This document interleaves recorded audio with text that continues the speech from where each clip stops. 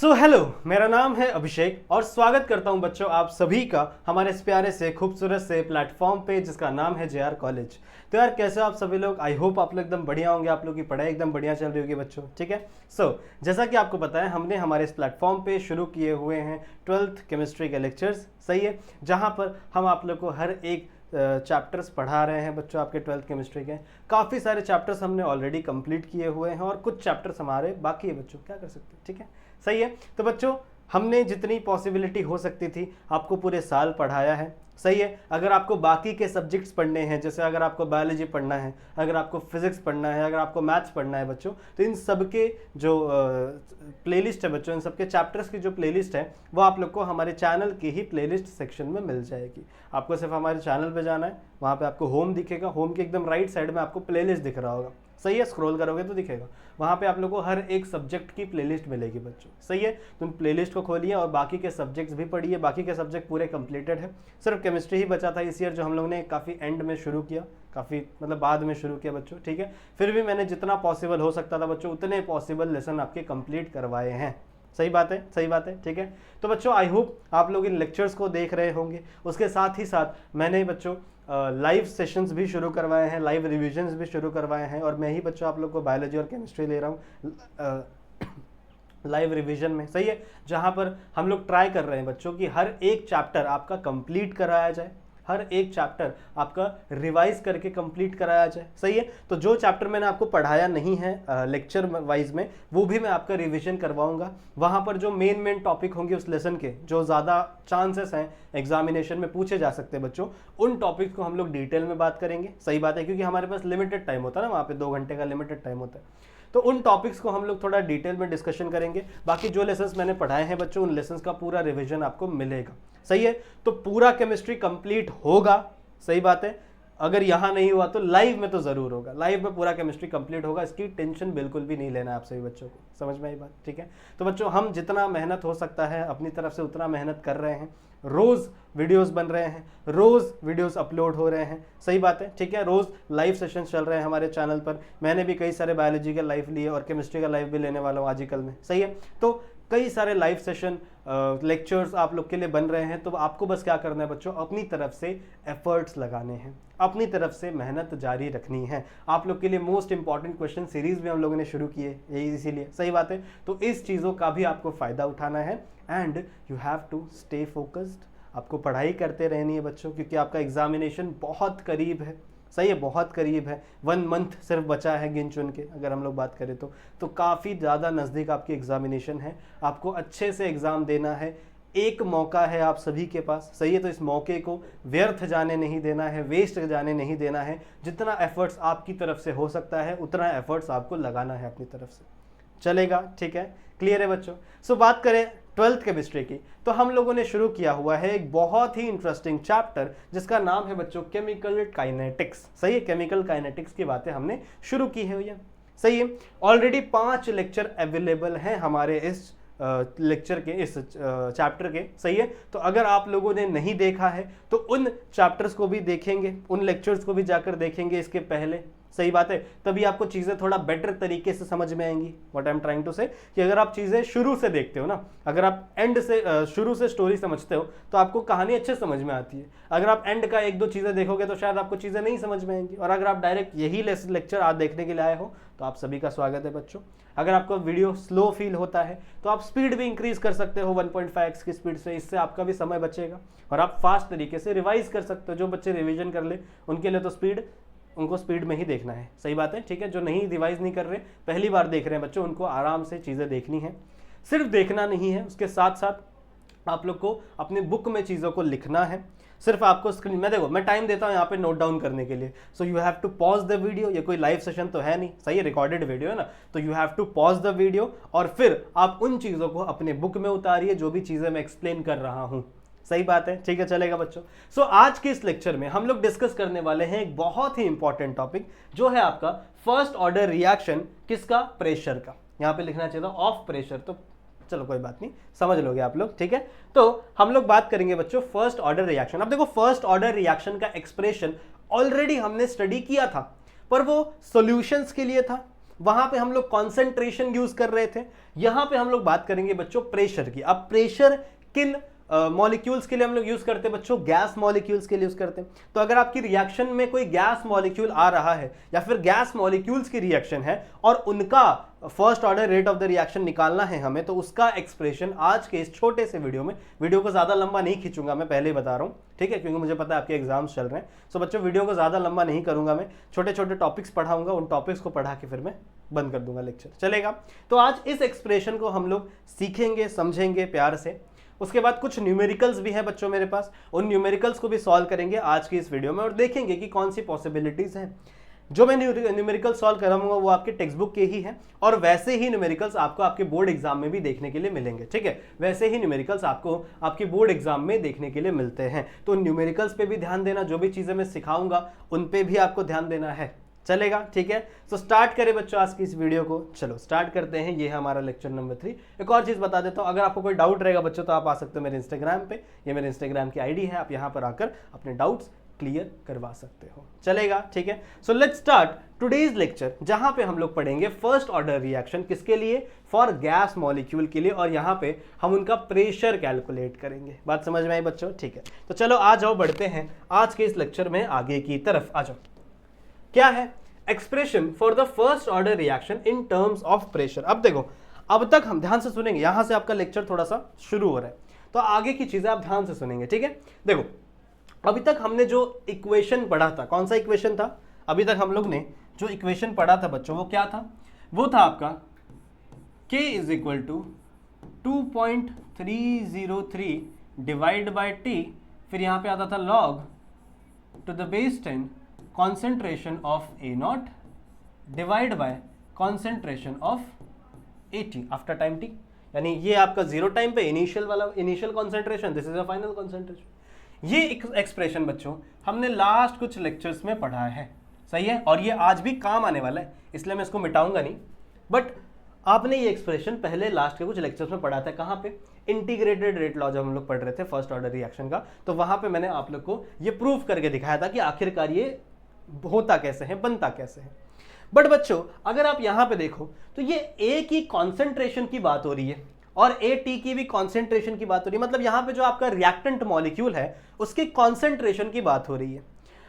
अब कॉन्सेंट्रेशन की बात हम तभी कर सकते हैं जब आपका मॉलिक्यूल या तो सॉलिड स्टेट में हो या तो किसी सॉल्यूशन के फॉर्म में हो, सही बात है, तभी तो हम लोग कॉन्सेंट्रेशन निकाल सकते हैं ना, क्योंकि कॉन्सेंट्रेशन की यूनिट क्या होती है? मोल पर डीएम क्यूब या फिर मोल पर लीटर, सही बात है, ये उसकी यूनिट होती है आपके कॉन्सेंट्रेशन की।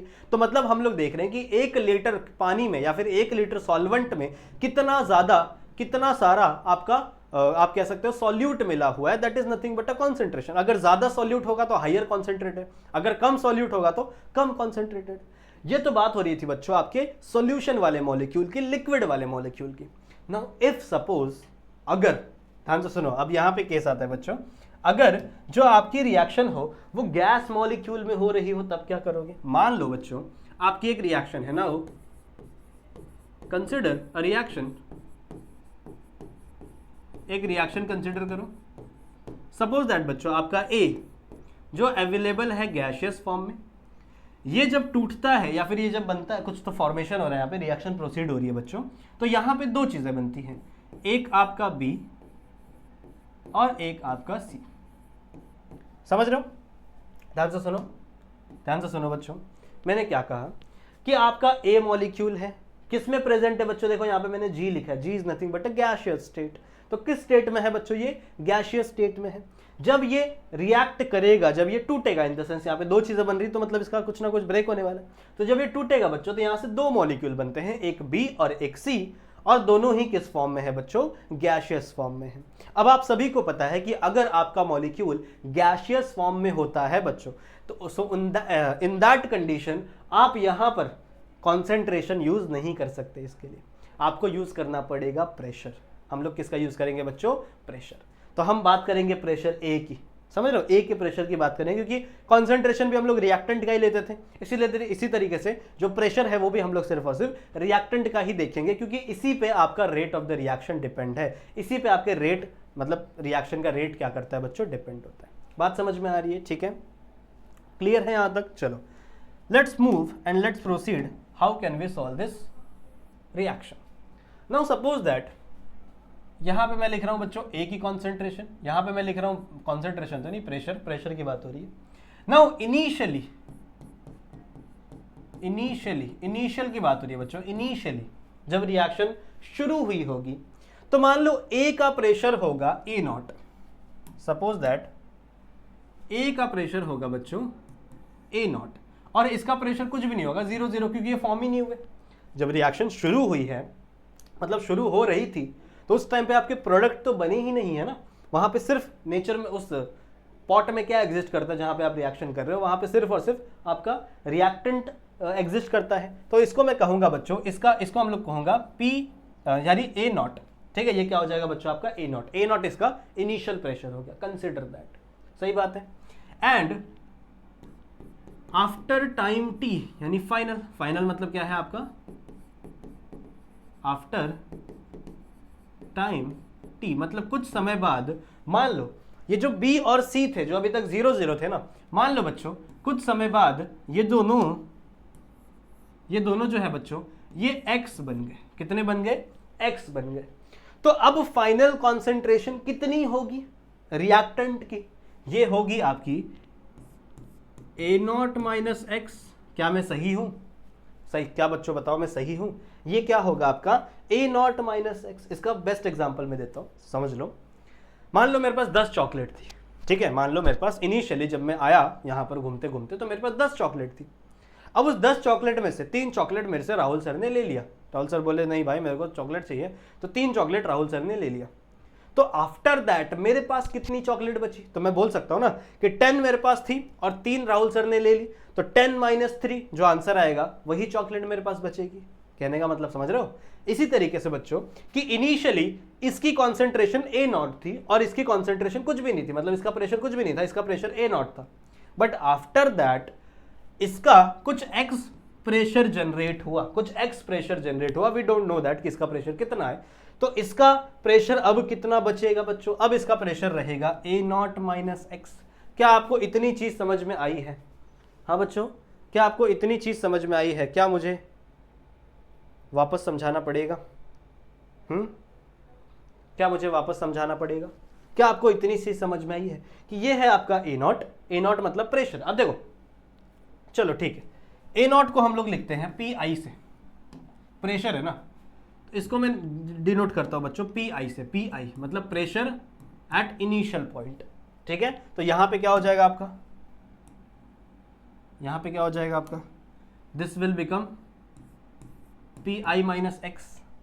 सिर्फ ऐसे लिखा मैंने, मतलब प्रेशर दिखाना है मेरे को, बिकॉज यहाँ पे कॉन्सेंट्रेशन की बात नहीं हो रही ना, यहाँ पे किसकी बात हो रही है? प्रेशर की बात हो रही है। तो इसीलिए मैंने क्या दिखाया बच्चों, यहाँ पे पी आई दिखाया। मतलब पी आपका प्रेशर, आई मतलब इनिशियल प्रेशर ऑफ ए। कितना था? इतना कुछ होगा, पी आई कुछ होगा। सही बात है। इसका 0 0 था। मान लो कुछ समय बाद ये एक्स बना, तो अब ये कितना बचा है बच्चों? P I minus x. सही बात है, ये कितना बचा है? P I minus x. बात समझ में आई है? इतनी चीजें नोट डाउन करो पहले। इतना बच्चों आपको नोट डाउन करना है, इतना बच्चों नोट डाउन करना है। क्लियर है? क्लियर है? समझ में आ गया? समझ में आ गया।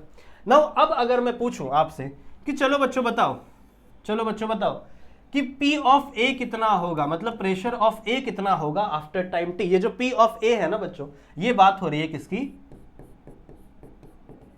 आफ्टर टाइम T, मतलब कुछ समय बाद P ऑफ A मतलब प्रेशर ऑफ A कितना होगा? ये P ऑफ I था initial pressure. P of A पूछूं बच्चों तो क्या होगा? आप क्या कहोगे कि sir P of A will always equal to P I minus x. P I minus x. सही बात है। इसको मैं दे देता हूं बच्चों इक्वेशन नंबर 1। लेट सपोज इसको मैंने दे दिया इक्वेशन नंबर 1। क्या आपको यहां तक चीजें समझ में आई हैं? यहां तक आपको आई होप चीजें समझ में आई होंगी। ठीक है, ओके। पी ए का वैल्यू क्या मिला? पी आई माइनस एक्स, मतलब इनिशियल प्रेशर माइनस जो भी चीज फॉर्म हुई है। ओके, फिर अगर मैं बात करूं बच्चों, मैं बोल रहा हूं बी का प्रेशर कितना है आफ्टर टाइम टी, यानी P ऑफ B कितना होगा? X। सही बात है। मैं पूछ रहा हूं बच्चों P ऑफ C का प्रेशर कितना है, तो आप कहोगे X, क्योंकि दोनों कितना फॉर्म हुआ था? X फॉर्म हुआ था। सही बात है। तो इसका प्रेशर कितना हो गया? X हो गया। नाउ अगर यहां से मैं निकालता हूं बच्चों टोटल प्रेशर, अगर मुझे क्या निकालना है बच्चों, टोटल प्रेशर, मतलब ए बी सी सबका एक साथ प्रेशर निकालना है, तो मुझे क्या करना पड़ेगा, P ऑफ T मतलब टोटल प्रेशर कैसे निकालेंगे बच्चों, P of A plus P of B plus P of C। सही बात है, यही करना पड़ेगा ना। अगर मुझे टोटल प्रेशर निकालना है, अगर मुझे टोटल प्रेशर निकालना है इन दिस सिचुएशन, हम इसकी बात कर रहे हैं, इस वाले सिचुएशन की बात कर रहे हैं, इनिशियल की बात नहीं कर रहे, जब रिएक्शन हो गया उसकी बात कर रहे हैं। तो उस टाइम पे P ऑफ A का प्रेशर कितना है, Pi minus x, P of B का प्रेशर कितना है x, और P ऑफ C का प्रेशर कितना है x। सही बात है। अगर मैं बात करूं बच्चों टोटल प्रेशर की, मतलब टोटल कितना प्रेशर लग रहा है, टोटल कितना प्रेशर लग रहा है बच्चों, तो वो मैं ऐसे लिख सकता हूं कि P of A plus P of B plus P of C। अब P ऑफ A का वैल्यू क्या था, अभी मैंने आपको सिखाया, P ऑफ A का वैल्यू क्या था बच्चों, Pi माइनस एक्स, इसका क्या होगा प्लस एक्स, इसका क्या होगा प्लस एक्स। सही बात है। अब देखो इधर है माइनस एक्स, यहां देखो यहां है माइनस एक्स, यहां है प्लस एक्स, कोई भी एक एक्स काट दो तो ये और ये कैंसिल हो जाएगा, बचेगा क्या, बचेगा बच्चों Pi प्लस एक्स। समझ में आई बात। तो P टोटल यानी टोटल P का वैल्यू क्या हो गया, टोटल P का वैल्यू मतलब टोटल प्रेशर का वैल्यू क्या हो गया बच्चों, Pi प्लस एक्स। समझ में आई बात, समझ में आई बात। आई होप बच्चों आपको ये चीजें समझ में आई होंगी, आई होप बच्चों आपको ये चीजें समझ में आई होंगी। क्लियर है यहां तक, ओके ओके। नाउ बच्चों समझो, मैंने इसको दे दिया इक्वेशन नंबर 2, सपोज दैट मैंने इसको क्या दे दिया, इक्वेशन नंबर 2। अब देखो, अब मेरे पास दो इक्वेशंस, मेरे पास ये इक्वेशन है जहां पे Pa का वैल्यू ये था, सही बात है, मेरे पास ये इक्वेशन है जहां पे Pt का वैल्यू ये है। अच्छा, मैं क्या यहां से x की वैल्यू निकाल सकता हूं, बिल्कुल, आ जाओ इस वाले पेज पे करते हैं। क्या बच्चों मैं यहां से x की वैल्यू निकाल सकता हूं, क्या होगी x की वैल्यू, देखो x इज इक्वल टू, ये इधर चला जाएगा तो यानी Pt माइनस Pi, ये प्लस में था, यहां पे आके क्या हो जाएगा बच्चों माइनस में, तो x की वैल्यू क्या हो गई Pt माइनस Pi। इस x की वैल्यू को मैं डाल दूंगा इक्वेशन नंबर 1 में, कहां डाल दूंगा, इक्वेशन नंबर 1 में, तो मेरे पास इसकी वैल्यू आ मिल जाएगी। कैसा होगा बच्चों, देखो देखो कैसा होगा, पुट, ऐसा लिखो यहां पे, put the value of x in equation 1। First वाले इक्वेशन में आपको क्या करना है, पुट करना है। फर्स्ट वाला इक्वेशन क्या था बच्चों, फर्स्ट वाला इक्वेशन क्या था, देखो यहां पे देखो, P of A is equal to Pi minus x. सही बात है, P of A is equal to Pi minus x, तो मैं लिख सकता हूं P of A is equal to Pi minus x, यही था आपका इक्वेशन नंबर 1। अब इसमें मैंने क्या डालना है बच्चों, x की वैल्यू पुटअप करनी है, मतलब ये वाली value as it is put up करनी है। सही बात है, तो आ जाओ डालते हैं, P of A is equal to P of I minus यहाँ पे P of T minus P of I। Clear है, कुछ ऐसा सा बनेगा, मतलब P ऑफ I यहाँ पे बचा, यहाँ पे P ऑफ T, मतलब ये वाली वैल्यू मैंने यहाँ पे डाल दी x की जगह। सही बात है, x की जगह मैंने ये वाली वैल्यू यहाँ पर उठा के डाल दी। क्लियर है, ओके। अब देखो यहाँ पे एक P ऑफ I, यहाँ पे एक P ऑफ I, यहाँ पे सिंपल माइनस, यहाँ पे simple minus, so minus minus क्या हो जाएगा बच्चों, प्लस, माइनस माइनस क्या हो जाएगा बच्चों यहाँ पे प्लस, तो इसकी वैल्यू आपको मिलेगी 2Pi यानी इनिशियल प्रेशर, यहाँ पे प्लस आएगा कि माइनस, यहाँ पे आएगा आपका प्लस Pt, प्लस ही आएगा, late me check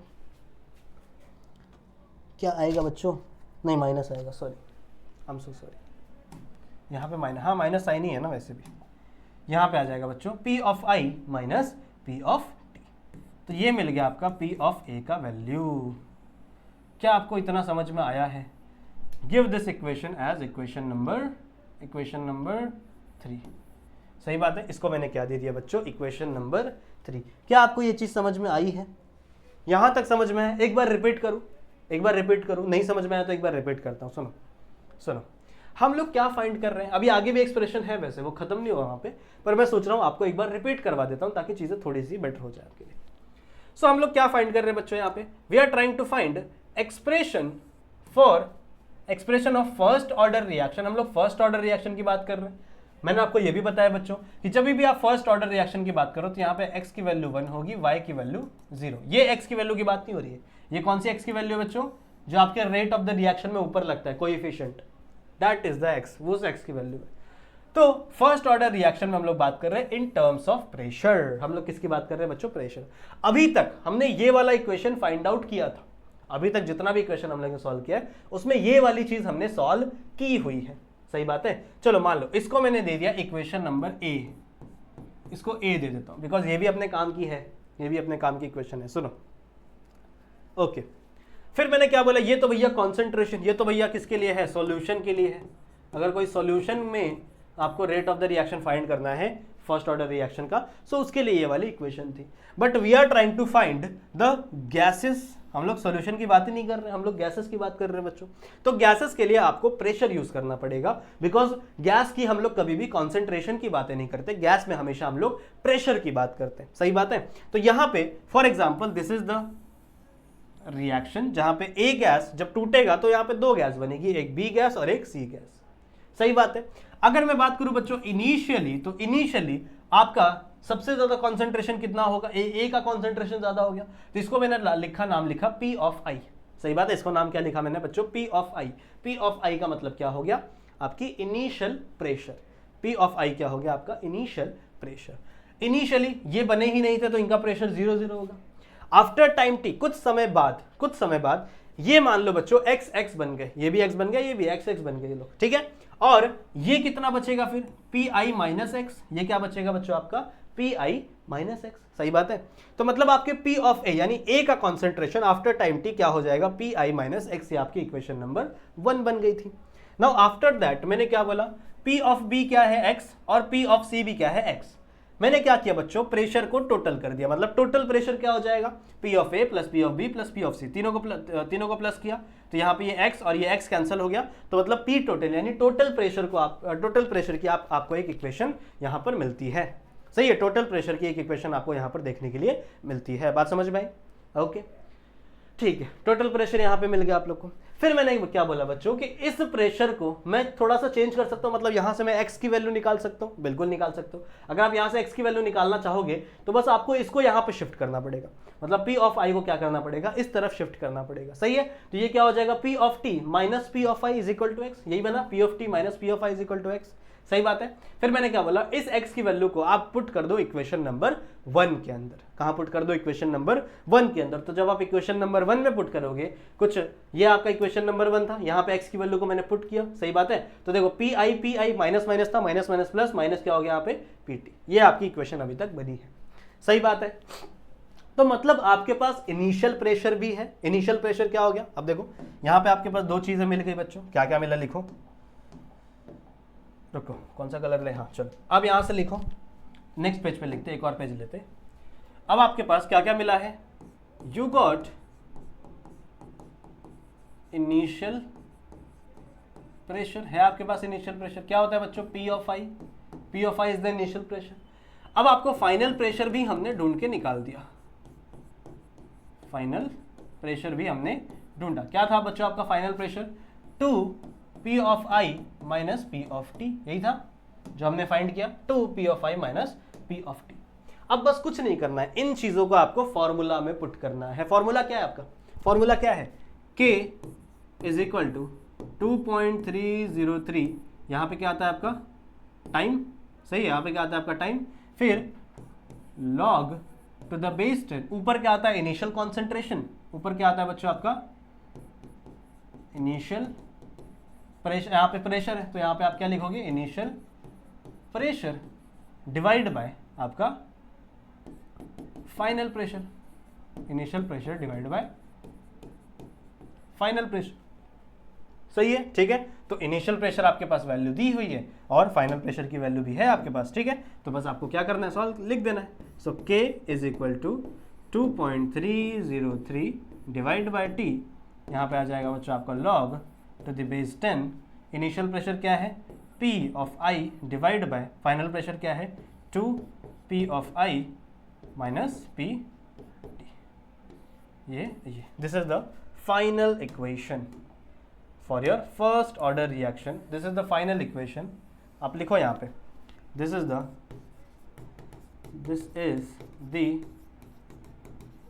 final equation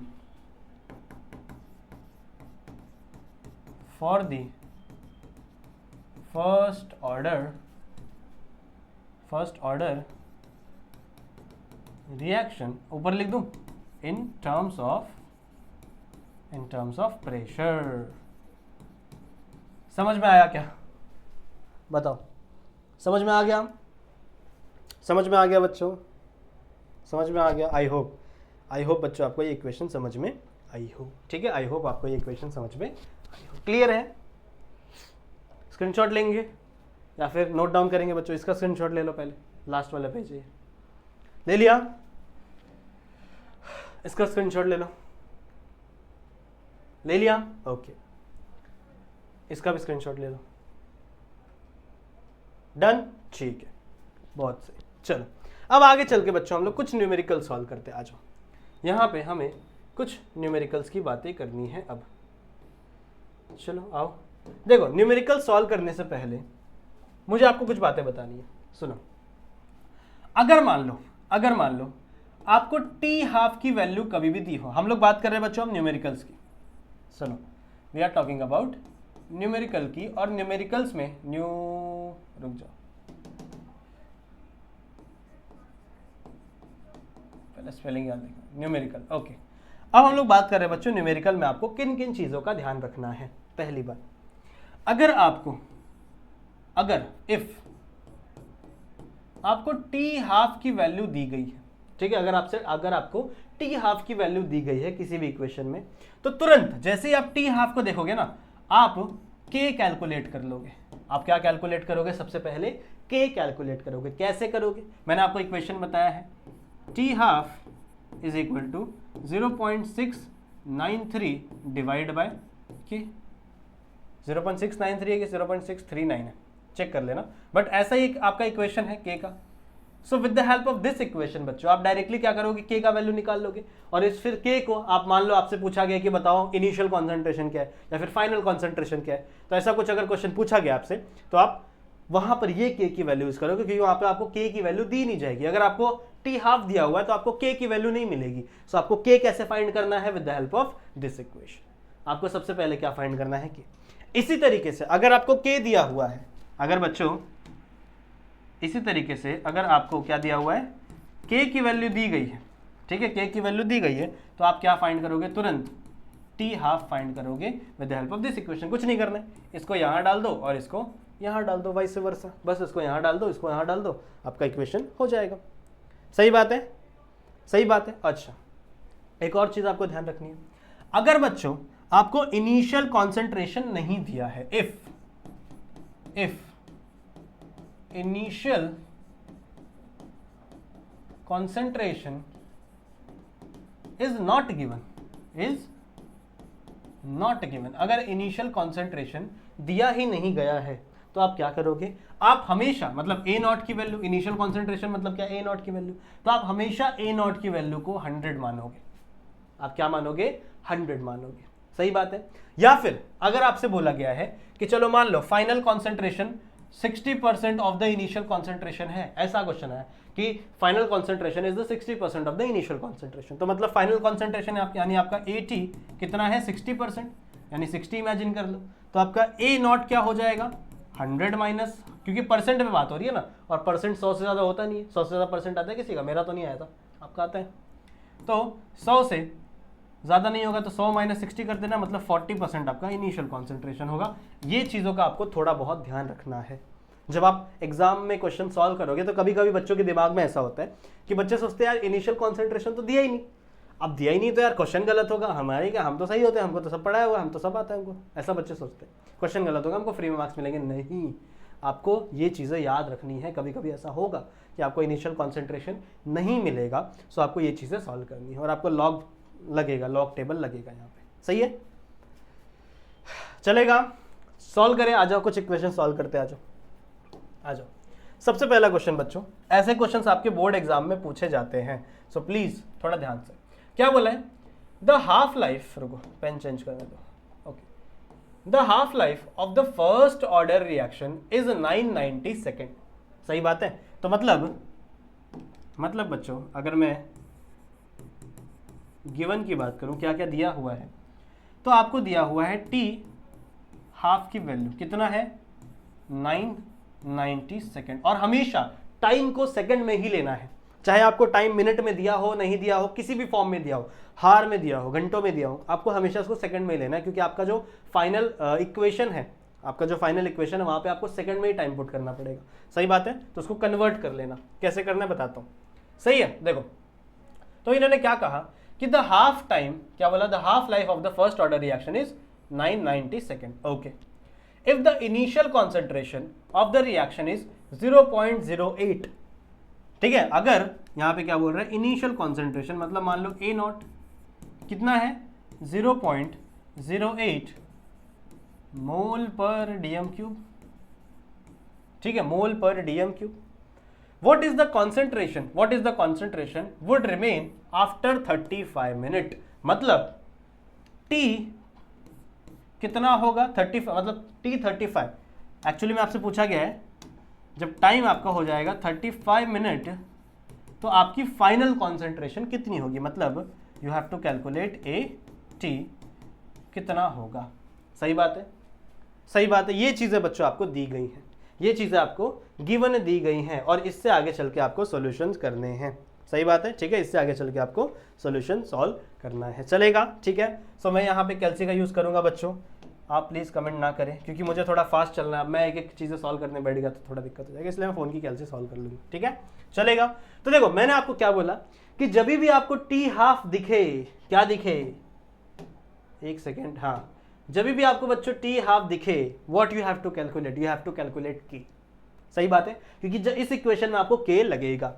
also आपको टाइम को किस में कन्वर्ट करना है बच्चों, सेकंड में, तो 35 मिनट दिया हुआ है तो उसको आप मल्टीप्लाई करोगे किससे, 60 से, किससे बच्चों 60 से मल्टीप्लाई करोगे तो आपको टाइम यहाँ पर मिल जाएगा, ठीक है, आपको यहाँ पर टाइम आपको देखने के लिए मिल जाएगा। कितना हो जाएगा, मतलब वो बाद में आप कैलकुलेट भी कर सकते हो और यहाँ पे भी लिख सकते हो, डायरेक्ट बाद में भी कैलकुलेट करो, मल्टीप्लाई करोगे फिर वहाँ पे डिवाइड करना पड़ेगा, इससे अच्छा छोड़ो, इसको ऐसे लिखो 35 × 60 हो जाएगा, ठीक है। चलो आ जाओ बात करते हैं सॉल्यूशन की,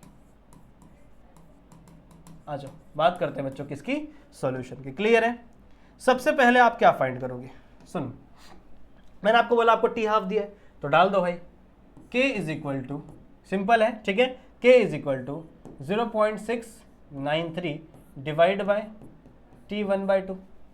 सही बात है, T1/2 का वैल्यू है हमारे पास, क्या वैल्यू है बच्चों 0.693 डिवाइड बाय कितना होता है 990। सही बात है, यही वैल्यू है ना। तो जब आप इसको डिवाइड करोगे तो आपको मिलेगा कुछ ना कुछ value just like 7 ×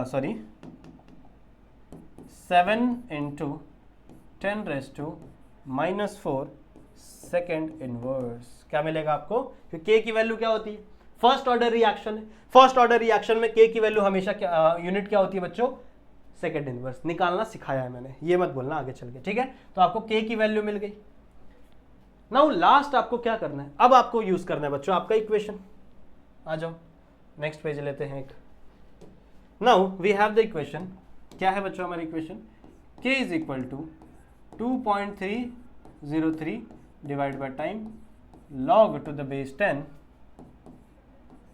A nought यानी initial concentration divide by final concentration.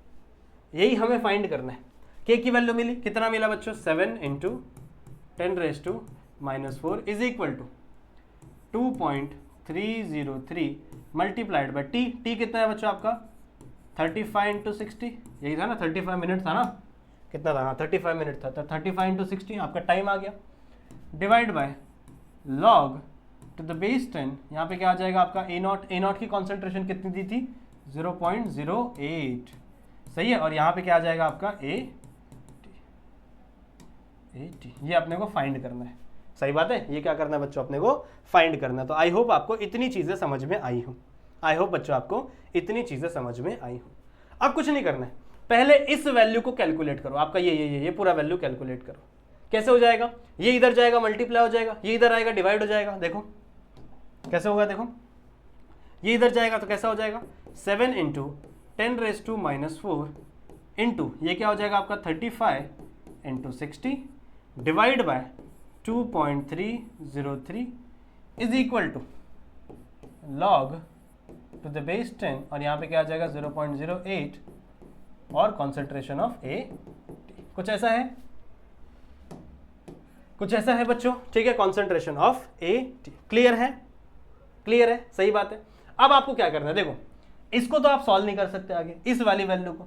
यहां पे आपका है लॉग, सही बात है, यहां पे क्या है बच्चों आपका लॉग। जब लॉग इज इक्वल टू के इस साइड जाता है, ध्यान से सुनो मेरी बात, जब लॉग बच्चों इज इक्वल टू के इस तरफ जाता है तो वो हो जाता है एंटी लॉग। वो क्या हो जाता है, एंटी लॉग। तो ये वाला इस तरफ चला जाएगा तो क्या हो जाएगा बच्चों आपका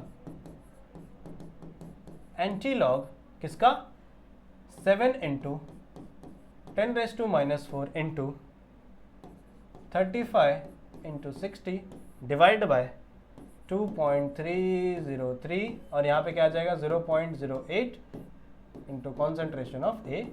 अब तो आप सॉल्व कर ही लोगे इसको, सही है ना। इसका एंटी लॉग निकालोगे तो इसका एंटी लॉग कितना आएगा, अगर आप लॉग टेबल उठाओ तो सबसे पहले इसको सॉल्व करना पड़ेगा। कैसे सॉल्व करोगे, रुको लेट मी चेक। ओके कैलसी निकालना पड़ेगा। आप लोग सॉल्व करोगे इसको, ठीक है। ओके इसका वैल्यू आपको मिलेगा बच्चों कुछ एंटी लॉग 0.6383 कुछ ऐसा वैल्यू मिलेगा एंटी लॉग और डिवाइड बाय ए टी, ऐसा कुछ वैल्यू मिलेगा। सही बात है, सही है। फिर इसका एंटी लॉग निकालो, लॉग टेबल लो, रुको लॉग टेबल ढूंढने दो मेरे को। ओके 0.6, ओके 6 इधर है, 3 इधर है। इसका एंटी लॉग होगा बच्चों इसका एंटी लॉग होगा 4.35। This is the anti log 0.08 divide by concentration of 80 divide by concentration of 80। कुछ नहीं होगा, ये इधर जाएगा ये इधर जाएगा, तो 80 का कॉन्सेंट्रेशन कितना आएगा आपका, ये आएगा 0.0184 और कॉन्सेंट्रेशन की यूनिट क्या होती है, मोल पर DM cube. This is the final equation. I hope आपको समझ में आया। कैलकुलेशन पार्ट तो आपको करना ही पड़ेगा बच्चों, बाकी क्या होने वाला है वो तो मैंने आपको समझा दिया। तो प्लीज टेक द स्क्रीनशॉट ले लो इसका। ले लिया,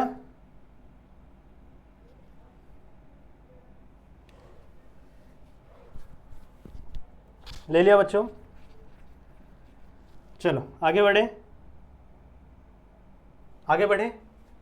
इसका भी स्क्रीनशॉट ले लो if you want, you can take the screenshot of this too. Done है, चलो let's move to next question. Okay this is very important question. पहली बात, ये बोर्ड में आ चुका है पर इसका वैल्यू चेंज होता है, बस वैल्यूज चेंज कर देते हैं बोर्ड वाले, ज़्यादा कुछ उनको आता नहीं, बस वो लोग वैल्यूज चेंज कर देते हैं, सही है। So this is very very very very important question given. क्या दिया हुआ है बच्चों, देखो in the first order reaction, रुको let me change the colour.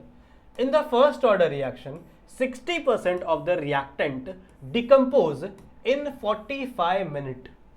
सही है, इन्होंने क्या बोला कि इन फर्स्ट ऑर्डर रिएक्शन है बच्चों जहां पर 60% जो रिएक्टेंट है वो डिकम्पोज हो गया 45 मिनट में। Now I have to calculate the half life of the reaction. मुझे क्या कैलकुलेट करना है बच्चों, half life of the reaction calculate करना है। अच्छा ठीक है, क्या बोला बच्चों, डिकम्पोज कितना हुआ 60%, डिकम्पोज हो गया, गायब हो गया, सही बात है। तो बचा कितना होगा, मतलब आपका इनिशियल कॉन्सेंट्रेशन कितना होगा, वो आप कैसे निकालोगे। तो देखो बहुत सिंपल है, A0 this is the initial. मैंने आपको बोला बच्चों इनिशियली कितना होता है आपका 100%। कभी भी अगर आपको नहीं दिया गया तो इनिशियल को हमेशा क्या ले लेना है बच्चों 100%। इस 100% में से 60% क्या हो गया डिकम्पोज, 60% क्या हो गया डिकम्पोज। तो बचा कितना, मतलब आपका फाइनल कॉन्सेंट्रेशन कितना होगा 100 - 60, सही है 600 लिख दिया। 100 - 60 कितना होता है 40, तो मतलब इसका परसेंटेज कितना हो गया बच्चों आपका 40। टाइम कितना है, टाइम लगा है बच्चों आपका 45 मिनट।